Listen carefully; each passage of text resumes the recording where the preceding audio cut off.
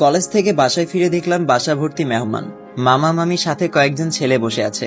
ঘরে যেতেই দেখলাম আপুরাও এসেছে। কিছুই মাথায় ঢুকছে না আমার। ব্যাগ রেখে আপুকে জিজ্ঞেস করলাম, ছেলেগুলো কারা? আপুর কথা শুনে যেন আমি আকাশ থেকে পড়লাম। আপু বলল, ওই যে লম্বা ছেলেটা দেখছিস মাথা নিচু করে বসে আছে, ওটা হলো মামার ছেলে, মানে হৃদ ভাই।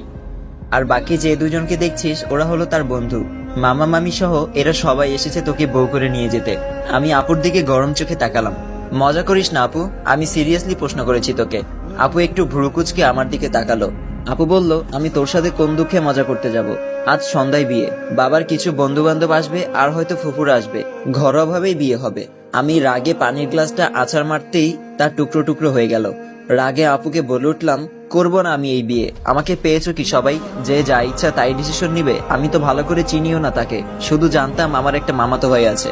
হুট করে দরজার সামনে বাবার গলার আওয়াজে ভেসে আসলো। বাবা